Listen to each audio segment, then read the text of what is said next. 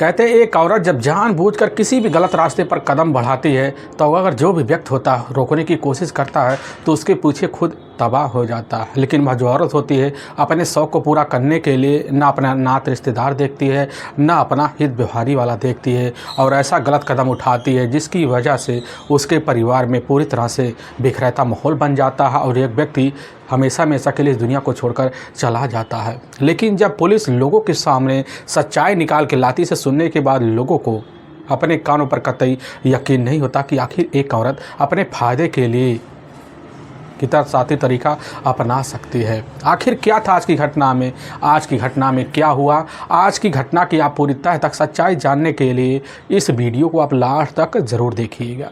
नमस्कार दोस्तों, मैं प्रदीप कुमार आपको इस टेढ़ी बात चैनल पे मैं स्वागत करता हूं। दोस्तों आज की यह जो सच्ची घटना है, यह घटना सुनाने से पहले मैं आपसे एक छोटा सा रिक्वेस्ट करना चाहता हूं, क्योंकि आप अगर इस चैनल पर नए आए हुए हैं, पहली बार आए हुए हैं, तो एक बार जाकर आप अपने इन्हीं प्यारे हाथों से आप इस चैनल को सब्सक्राइब ज़रूर कर लीजिएगा, ताकि आपकी वजह से आज यह जो वीडियो इम्पोर्टेंट होने नाते काफ़ी लोगों तक पहुंचाया जा सके और इसके लिए हम आपके तहे दिल से शुक्रगुजार रहेंगे। आज की यह जो सच्ची घटना है, यह घटना ठीक उत्तर प्रदेश का जाना माना और दूध की नगरी पड़ता है और कानपुर और उसी का ही जो ही थाना लगता है। मैं बात कर रहा हूँ 27 सितंबर साल 2020 का ही सुबह का टाइम होता है। तो दो ही थाना से लगभग कुछ दूर पर ही स्वदेशी कॉटन मिल पड़ता है। तो सुबह के टाइम व्यक्ति वहीं से गुजर रहे होते हैं तो पीछे एक झाड़ी होता, उसी झाड़ी में एक व्यक्ति का डेड बॉडी काफ़ी लहूलुहान अवस्था में पड़ा हुआ होता। वहाँ जो व्यक्ति होते देखते सन्न सा रह जाते हैं और इसकी जो सूचना होता अपने नज़दीकी पुलिस थाने अब जूही में दे देते हैं। वहाँ के जो थाना प्रभारी होते हैं संतोष कुमार आर्या, अब जैसी खबर पाते हैं तो अपने दल बल टीम को लेते हैं और लेने के बाद बिना टाइम गंवाए उसी घटना में पहुँचते हैं। देखते हैं वहाँ तो गांव का जमावड़ा लोगों का लग चुका होता है। थाना प्रभारी संतोष कुमार आर्या लोगों को वहाँ से हटाते हैं, लेकिन जब करीब जाते हैं देखते एक व्यक्ति की डेड बॉडी औंधे में पड़ा हुआ है, लेकिन वह अर्धनग्न होता है। लेकिन जैसे ही डेड बॉडी को पलटते हैं देखते हैं जो चेहरा होता पूरी तरह से खून से लटपट होता है। घटना स्थल का पुलिस जो होती है अपने तौर तरीके से करती है, लेकिन पास होता है एक भारी भरकम पत्थर पड़ा होता है, वह भी पूरी तरह से खून से लथपथ ही होता है। थाना प्रभारी संतोष कुमार आर्या पूरी तरह से समझ जाते हैं यह जो मामला काफ़ी गंभीर है और इसी पत्थर का यूज करके इस व्यक्ति को मौत की नींद में अब सुलाया गया है। पुलिस की टीम वहाँ जितने भी खड़े लोग होते हैं सबसे पूछताछ करती है, लेकिन उसी में से एक व्यक्ति निकलता है और बाहर निकल कर कहते लग जाता है कि साहब इस व्यक्ति को तो हम तौर तरीके से जानते हैं, या तो लक्ष्मीपुरवा का ही रहने वाला दीपक कुमार यादव उर्फ प्रदीप यादव है। पुलिस की टीम जैसे पता पाती है लक्ष्मीपुरवा का रहने वाला है तो वहाँ मौके पर पुलिसकर्मी खड़े होते हैं। उनको भी ध्यान आ जाता है कि ठीक कल शाम के टाइम में ही जो ही थाने में इस व्यक्ति का ही अपना एक बड़ा भाई होता है सुजीत, जिसने दीपक की गुमशुदगी का मुकदमा थाने में अब दर्ज करवाया है। लेकिन पुलिस की टीम जैसे पता पाती है कि दीपक के बारे में हमारे थाने में गुमशुदगी का मुकदमा दर्ज करवाया गया, पुलिस की टीम हुलिया मैच करती है तो मैच कर जाता है और इसकी जो सूचना होता है उसी वक्त दीपक के ही जो अपना बड़ा भाई होता है सुजीत को दे दिया जाता है। लेकिन सुजीत जैसे खबर पाता है जहां पर रहता है तो उसी वक्त अपने परिवार वालों और हित व्यवहारियों को साथ लेता है और लेने के बाद वहीं पहुंचता है। लेकिन सुजीत की जो अपनी पत्नी होती है अब इधर रूपा जैसे देखती वहाँ भी धाड़ मारकर चिल्ला पड़ती है। पुलिस की टीम वहीं पर सुजीत से जब पूछताछ शुरू कर देती है, सुजीत पुलिस के सामने कहने लग जाता है कि साहब परसों शाम का जब टाइम होता है, शाम के टाइम में ही दीपक का ही एक अपना करीबी जिगरी दोस्त होता है, वह कोई और नहीं होता सोनू कुमार यादव, जो अपने गांव के दूसरे ही जो बड़ा गांव है उसी गांव का ही रहने वाला है। अब पुलिस की टीम जैसे ही अब सोनू का नाम सुनती है, सुनने के बाद पुलिस की टीम बिना टाइम गंवाए डेड बॉडी का वहीं पंचनामा भरती है और उठाकर अपने ही नज़दीकी जो सरकारी अस्पताल होता है उसी में पोस्टमार्टम के लिए भेजवा देती है। भेजवाने के बाद अब इधर सुजीत के ही तहरीर पर बिना टाइम कमाए सोनू के ऊपर हत्या का मुकदमा दर्ज कर लिया जाता है और उसी वक्त पुलिस की टीम सोनू की तलाशी करने के लिए लग जाती है। यहाँ तक सोनू का मोबाइल नंबर जो होता है सुजीत के द्वारा ले लिया जाता है और उसके मोबाइल नंबर को ट्रेस किया जाता है और खबरी को भी लगा दिया जाता है। ऐसे तलाशी करते करते करते सोनू के लिए पुलिस की टीम 2 दिन का वक्त निकाल देती है। इन्हीं खबरियों के द्वारा पता चलता है कि सोनेलाल पटेल जो इंटर कॉलेज है उसी कॉलेज के बगल जो ग्राउंड है उसी ग्राउंड में झाल है, वहीं झाल में छिपा हुआ इधर सोनू बैठा हुआ है। और जैसे पुलिस पता पाती है तो छापा मरवाती है और वहीं से सोनू को पुलिस अपने कस्टडी थाने ले आती है। लेकिन पुलिस के सामने बिना किसी सख्ती दबाव के सोनू दीपक कुमार यादव के हत्या का जुल्म कबूल कर लेता है। लेकिन जो सच्चाई रखता है इसे सुनने के बाद लोगों का कलेजा तक थर्रास आ जाता है। असल में उत्तर प्रदेश का जाना माना जो शहर पड़ता है नगर कानपुर और उसी का ही जूही थाना पड़ता है और उसी में बहुरिया एक गांव पड़ता है। उसी गांव के रहने वाले रामलाल होते हैं, उनकी अपनी पत्नी होती है पार्वती। अब जिनके टोटल 4 ही बच्चे होते हैं, लेकिन जो सबसे बड़ी बेटी होती है रूपा और छोटी बेटी बिमला होती है। लेकिन तीसरे नंबर का ही बेटा होता है रूपेश और चौथे नंबर का उनका बेटा होता है बिमलेश।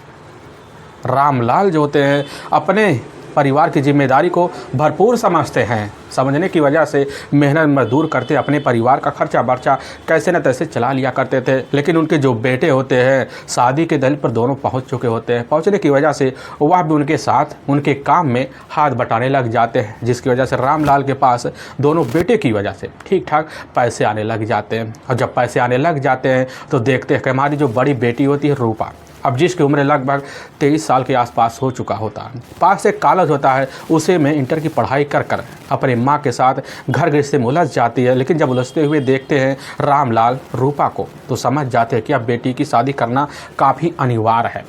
तभी रामलाल अपने कुछ रिश्तेदार को सूचना भेजवा देते हैं अपनी बेटी के लिए लड़के की तलाशी करने के लिए। रिश्तेदारों को द्वारा पता चलता है कि हमारे गांव से लगभग 3 किलोमीटर दूर एक गांव पड़ता है डड़वा। उसी गांव का रहने वाला सोनू कुमार यादव है, पढ़ा लिखा भी है, पेशे से एक जो होता है ड्राइवर भी होता है। उसके परिवार में उसके टोटल अपने 2 भाई होते, एक और बहन भी होती है, उसके माता पिता भी होते हैं। लेकिन जब रामलाल पता पाते हैं सोनू के बारे में, ठीक घटना से 3 साल पहले जाकर सोनू के साथ अपनी बेटी इधर रूपा की शादी करवा देते हैं। लेकिन रूपा जब पहली बार ससुराल पहुंचती है अपने ससुराल वालों को माहौल देखकर काफ़ी खुश हो जाती है, क्योंकि ऐसा पति अपने सपने में आज तक नहीं सोच पाई थी। और जब सोनू को पाती है तो खुशी भरी ज़िंदगी सोनू भी खूबसूरत पत्नी को पाकर बिताने लग जाता है। और रूपा और साथ में सोनू की जो दरमियान जो पति पत्नी का रिश्ता होता है खूबसूरत तरीके से अब बीतना शुरू हो जाता है। लेकिन ऐसे बीतते बीतते सोनू और साथ में रूपा की ज़िंदगी का लगभग 2 साल का वक्त बीत जाता है। और इसी बीच रूपा और साथ में सोनू के बीच एक बेटी हो जाती है। लेकिन जब बेटी होती है तो सोनू का जो पारिवारिक जो खर्चा होता है जब बढ़ने लग जाता है तो काफ़ी वह तंग हो जाता है कि आखिर खर्चे को पूरा कैसे करें, क्योंकि इधर रूपा के जो खर्चे होते हैं काफ़ी तौर तरीके से बड़े होते हैं, शौक बड़े होते हैं, पूरा करने की भरपूर कोशिश करता है। लेकिन सोनू जो होता है पूरा नहीं कर पाता और वह तंगी में आ जाता है। और इसी तंगी को दूर करने के लिए अब शराब का सहारा ले लेता है।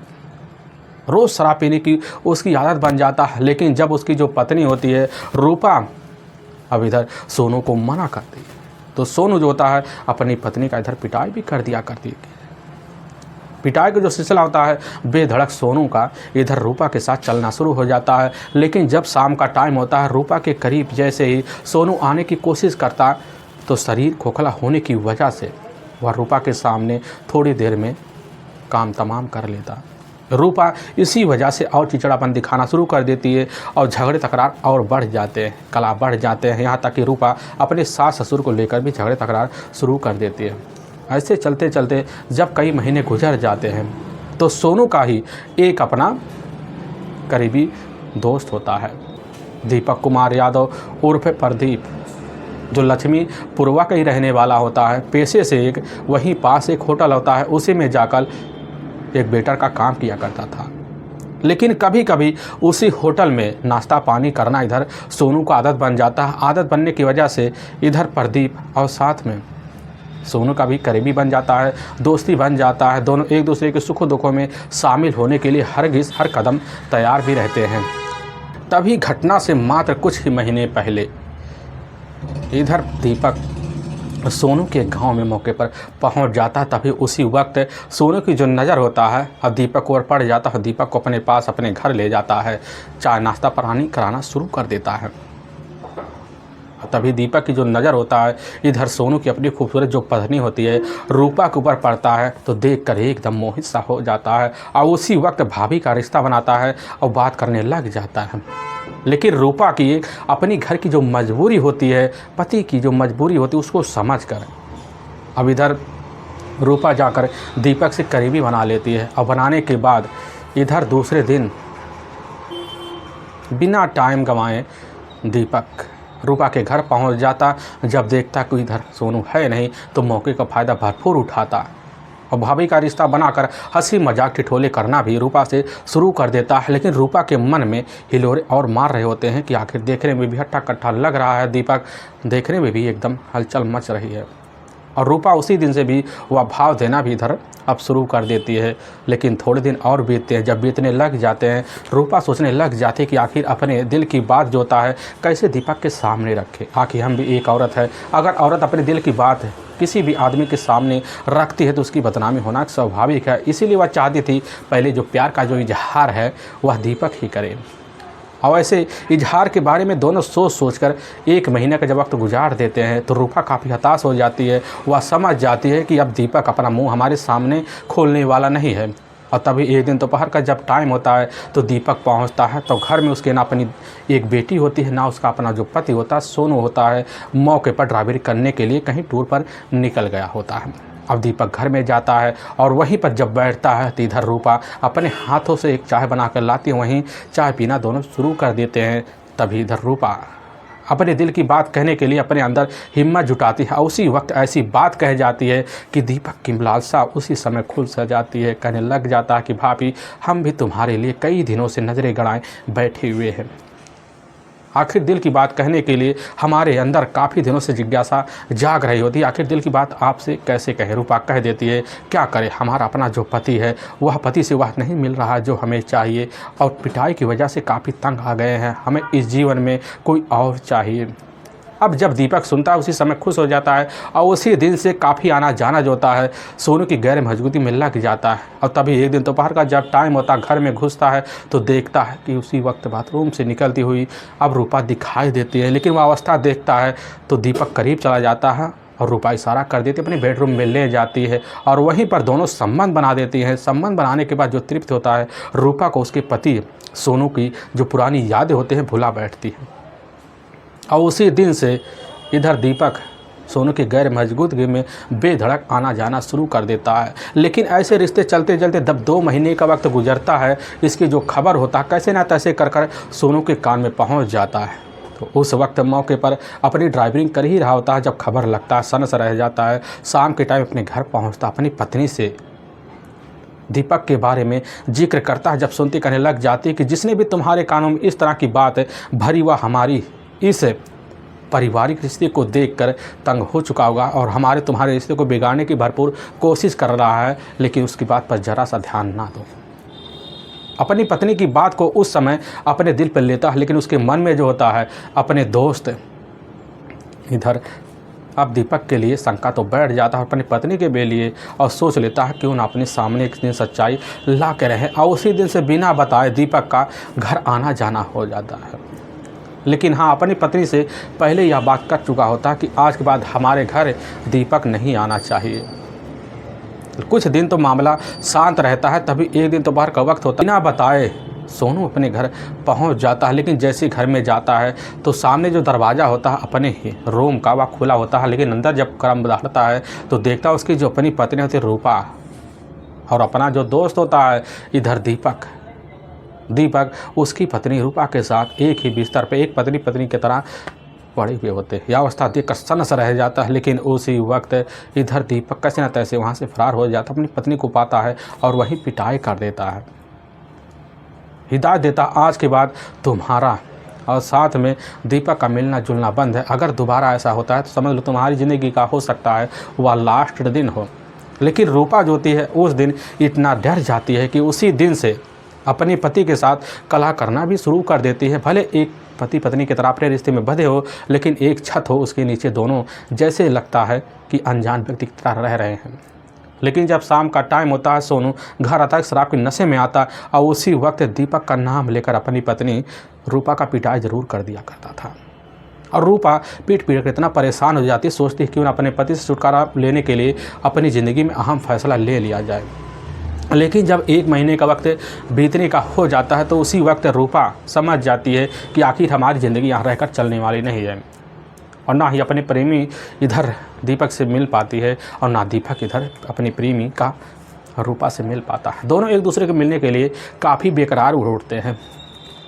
तभी एक दिन जैसे ही शाम का टाइम होता था, शाम के टाइम में इधर रूपा के मोबाइल पर एक मैसेज आता है। उसी मैसेज में लिखा होता है कि जो शिव मंदिर है उसी मंदिर के करीब तुम आ जाओ, हमें तुमसे आज वहीं मुलाकात करना है। अब रूपा अपने घर के सारे काम काज कर शाम के टाइम देखती है कि सिर्फ घर में बेटी है और बेटी को ले जाकर उसके दादा दादी के हवाले कर देती है और वहीं से निकल जाती है। और मंदिर के करीब जब पहुँचती है तो पहले से वहाँ अपना गाड़ी लेकर दीपक खड़ा होता है, लेकिन जैसे रूपा देखती है दौड़ कर पकड़ लेती है। फिर दोनों अपने दूसरों को एक दूसरे दिलों को बातों को सुनते हैं।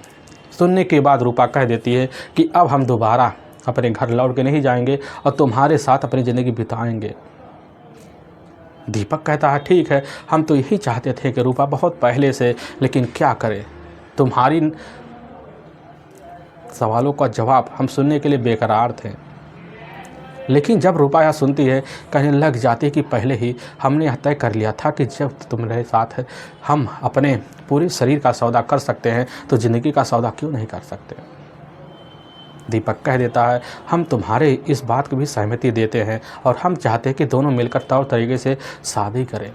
रूपा जब यह बात सुनती है तुरंत ही तैयार हो जाती है और उसी वक्त दीपक कह देता चलो हम अपनी माँ से मुलाकात करवाते हैं। लेकिन रूपा इनकार कर जाती है। लेकिन बार बार जब दीपक जिद करता है तो रूपा जो होती है अब दीपक के घर जाने के लिए हामी भर लेती। और उसी दिन दीपक रूपा को लेकर अपने ही लक्ष्मीपुरवा गांव अपनी माँ मुन्नी देवी के पास पहुंचता है। लेकिन जब मुन्नी देवी देखती है कि इधर दीपक के साथ कोई युवती खड़ी है, वह भी एक औरत है, मांग में सिंदूर होता है, ना कुछ सोचती ना समझती कहने लग जाती कि यह औरत कौन है। दीपक कह देता है यह औरत हमारी ही नवेली पत्नी बनने वाली है। यह बात सुनकर वहाँ सन रह जाती है, कहने लग जाती कि यह तो एक शादीशुदी औरत है और साथ में एक बच्चे की माँ है, आखिर तुमसे शादी कैसे कर सकती है, कतई यह हो नहीं सकता है। लेकिन जब यह बात इधर रूपा सुनती है तो वहीं रोना शुरू कर देती है। लेकिन उसकी आंखों में आंसू जब देखती है, देखने के बाद वहीं मुन्नी देवी सन रह जाती, कहने लग जाती है कि देखो बेटी, तू हमारी घर की बहू तो बन सकती हो, इसके लिए हमारे पास एक और बढ़िया सा तकरीर भी है। रूपा कह देती है बताइए माँ जी क्या बात है, इसके लिए हम हर कदम आपके साथ देने के लिए तैयार हैं। मुन्नी देवी कह देती है कि हमारा एक अपना बड़ा भाई, हमारा एक अपना बड़ा बेटा भी है, सुरजीत कुमार यादव। सुरजीत कुमार यादव जो होता है उसकी उम्र इससे लगभग 5 साल बड़ा ही है, अभी तक उसकी शादी नहीं हो पाई है। रूपा सुनती कहने लग जाती कि माँ जी हम उनसे शादी कैसे कर सकते हैं, क्योंकि हमारे अपने जो करीबी दोस्त हैं, हमारे जो अपने करीबी प्रेमी हैं वह कोई और नहीं है, वह तो आपका ही बेटा दीपक है, इसके अलावा हम किसी को नहीं चाहते। लेकिन उसकी जो माँ होती कह देती है कि बेटी तुम्हें उसे ही अपना पति बनाना पड़ेगा, अच्छा कमाता भी खाता पीता भी है, उसके पास ई रिक्शा भी है, उसी से अपना गुजारा भी करता, तुम्हारे भी जिम्मेदारी उठा लेगा। लेकिन वहाँ यह बात जब सुनती है संकोच में पड़ जाती है। लेकिन वहीं पर थोड़ी देर बाद सुरजीत भी आ जाता है तो मुन्नी देवी कह देती है कि एक बार यहाँ आओ। और सुरजीत जब पहुँचता है उस खूबसूरत युवती को देखता है, वह फिदा भी हो जाता है, कहने लग जाता है कि माँ जी यह कौन है। मुन्नी देवी कह देती है यह तुम्हारी पत्नी बनने वाली एक औरत है। सुरजीत जब सुनता बड़ा खुश हो जाता है, खुश होने के बाद समझ लेता है कि हमारी पत्नी यही बनने वाली है। लेकिन वहाँ से रूपा अपने घर जब आती है तो सोच सोचकर परेशान हो जाती है कि आखिर उस घर की हम बहू कैसे बन सकते हैं जिस घर में हमारा अपना खुद का प्रेमी हो। लेकिन फ़ोन के द्वारा रूपा इधर दीपक से बात करती है। लेकिन दीपक जो होता है समझाना जब शुरू कर देता, कहने लग जाता है कि देखो हमारी मजबूरी और तुम्हारी में मजबूरी है, हमारी माँ जो कह रही है वह पूरी तरह से सही कह रही हैं। अगर तुम हमारे घर की बहू बन जाती हो तो हमारे भी शौक़ पूरे होंगे, तुम्हारे भी शौक़ पूरे होंगे, और कैसे न तैसे करके अपनी ज़िंदगी तो गुजार तो लेंगे, हम शादी कभी कतई तक नहीं करेंगे। रूपा जब यह बात सुनती है कहने लग जाती कि ठीक है, तुम चाहते हो तुम्हारे घर में हम द्रौपदी की तरह ज़िंदगी जिए, तो हमें यह रिश्ता तुम्हारी बातों से मंजूर हो रहा है। जब यह बात सुनता है, सुनने के बाद दीपक बड़ा खुश हो जाता, कहने लग जाता कि चलो हमारे घर में रहेगी तो अपनी ज़िंदगी बड़ी खूबसूरत तरीके से अब बीतेगी। तभी 20 अगस्त साल 2020 का ही दिन होता है। उसी दिन इधर खुद दीपक आता है, रूपा को लेता है। लेने के बाद पास एक मंदिर उसी में जाकर अपने बड़े भाई सुदेश की जो शादी होती है अपनी प्रेमी का अब रूपा से करवा देता है। और रूपा जब जाती है तो खूबसूरत तरीके से अपनी ज़िंदगी गुजारने तो लग जाती है। लेकिन जिस दिन सुहाग रात का दिन होता है और रात के टाइम में जिस कमरे में दीपक सो रहा था उसी कमरे पहुंच जाती, उसी के साथ अपनी ज़िंदगी गुजारती है। जब रात गुजर जाता है, सुबह के टाइम फिर पति के पास आ जाए, लेकिन सुजीत को इस बात की भनक लगने नहीं देती। अब लेकिन हर दिन का जो सिलसिला होता है अपने घर में रहकर कैसे ना तैसे कर कर अपने प्रेमी दीपक के साथ तो चलने लग जाता है। लेकिन पति के साथ पूरी रात तो निकलता, और सुबह का जब टाइम होता है उसका जो अपना पति होता है वह ई रिक्शा लेकर काम पर निकल जाता है। पूरा दिन जो होता है दीपक के साथ बिताने लग जाती है। अब सब सिलसिला चलने लग जाता है, इसकी भनक मुन्नी देवी को तो लगता है। लेकिन मुन्नी देवी जो होती है आँख पर एक पट्टी बांध कर इस जिल्लत को सहती है। वक्त जो होता है इधर रूपा का खूबसूरत तरीके से बीतने भी लग जाता है, क्योंकि रूपा की जो अपनी ज़रूरत होते हैं अपने हिसाब से घर में पूरे होने लग जाते हैं। क्योंकि रात में अपना पति और दिन में इधर दीपक के साथ अपनी ज़िंदगी गुजारती। लेकिन जैसे इस बात की जो भनक होता है रूपा के अपना जो पहला पति होता है सोनू को लगता है एकदम सनस रह जाता, क्योंकि उसका जो अपना करीबी दोस्त होता है दीपक ने उसकी ज़िंदगी में आए हुए हर खुशियों को छीन लिया है। और उसी समय ठान लेता है कि हमारी पत्नी के साथ जिसने भी ज़िंदगी का खिलवाड़ कराया है उसको तो हम कतई छोड़ेंगे नहीं। और उसी वक्त ठान लेता है कि प्रदीप को अब रास्ते से ठिकाने लगा कर ही अपनी ज़िंदगी जिएंगे। अब एक प्लान बनता है, उसी प्लान के तहत अब दीपक से दोस्ती कर लेता है और दोस्ती के तहत रोज़ आना जाना भी बन जाता है। और इसी बहाने अपनी बेटी से मुलाकात करने के लिए खुद दीपक के घर पहुंच जाता, अपनी पत्नी से बात करता। लेकिन जब बात करता तो इधर रूपा जो होती है बात करने की वजह वहाँ तो झिझक कर अपने कमरे में चली जाती थी। वह समझ जाता कि हमारी पत्नी अब हमारी ध्यान रखना कभी चाहती ही नहीं है। सोचता है कब मौका मिले, कब दीपक को रास्ते से ठिकाना लगाया जा सके, क्योंकि हमारी ज़िंदगी का जो खिलवाड़ बनाया गया हुआ सिर्फ दीपक की वजह से बनाया गया है। और तभी 25 सितंबर साल 2020 का दिन होता है। अब उसी दिन इधर रूपा ज्योति अपने ही मायके अब बहुरिया पहुंच जाती है। लेकिन जब पहुंचती है वह सीधे अपने पति को लेकर पहुंचती है, लेकिन उसी वक्त दीपक भी पहुँच जाता है। लेकिन इसकी जो खबर होता है जब सोनू को लगता है कि इस समय रूपा अपने मायके आई हुई है तो वह समझ जाता आज घटना को अंजाम देने के लिए काफ़ी अच्छा सा मौका दिख रहा है। तो सोनू जो होता है अपना सारा काम धाम छोड़कर एकाएक दोपहर के टाइम में ही अब रूपा के ही मायके पहुंच जाता है। अंदर जाता है तो एक कमरा होता है, उसी में से कुछ आवाज़ें आ रही होती हैं। कमरे के अंदर जब जाता है देखता है उसकी जो अपनी पत्नी होती है इधर रूपा और साथ में उसका जो करीबी दोस्त होता है दीपक एक ही अवस्था में होते हैं। वह सनस रह जाता, ना कुछ बोल पाता है ना कुछ सोच पाता है। लेकिन जब कुछ मिनट बीतते हैं तो जैसे ही प्रदीप बाहर आता है, आने के बाद वहीं उससे कुछ बात करता है और बात करने के बाद ठान लेता है कि आज हमें इस को ठिकाने लगाना ही पड़ेगा। और अपने बातों में इस तरह दीपक को उलझा लेता, उलझाते हुए दोनों मिलकर स्वदेशी कॉटन मिल चले जाते हैं। वहीं पास बैठते हैं। बैठने के बाद सोनू अपनी जेब में रखे हुए कुछ शराब की बोतलें निकालता है और बैठकर वहीं पैक पे पैक लगाना शुरू कर देता है। लेकिन जब सोनू देखता है कि दीपक काफ़ी गहरे नशे में उस समय बेसुध हो चुका है तो देखता है कि दीपक जाकर एक पत्थर पर लेटा पड़ा हुआ है। और सोनू उठता, बगल में एक पत्थर होता है, उसी पत्थर को लेता है। लेने के बाद बार बार उसी के सर के ऊपर वही वार करता है, जिसकी वजह से उसके सर से काफ़ी ज़्यादा ब्लड निकलते हैं। वहीं मौत की नींद में दीपक हमेशा हमेशा के लिए सो जाता है। दीपक की पहचान छुपाने के लिए सोनू उसके जो कपड़े होते शरीर से अलग कर देता है और ले जाकर पास एक झाल होता है उसी में छुपा देता है। और वहीं से सोनू अपने घर पर निकल जाता है। लेकिन वाकई में दोस्तों पुलिस के सामने जब यह सच्चाई खुद सोनू के तहरीर पर आता है, इससे सुनने के बाद पुलिस की जो टीम होती है एकदम थर्रा सी जाती और पुलिस की टीम सोनू को अपने कस्टडी में लेती है, ले जाकर वहाँ के न्यायालय में पेश कर देती है। हम न्यायालय में सोनू के ऊपर काफ़ी गंभीर धारा मुकदमा दर्ज करके ले जाकर हमेशा हमेशा के लिए जेल के सलाखों के पीछे डाल देती है। दोस्तों हमें इस घटना का सुनाने का जो उद्देश्य किसी के दिल को ठेस पहुंचाना नहीं है, बल्कि आपको यह बताना कि आप जहां भी रहें आप सावधान और सतर्क जरूर रहें। दोस्तों फिर मिलेंगे एक नई वीडियो के साथ, तब तक के लिए जय हिंद और जय भारत।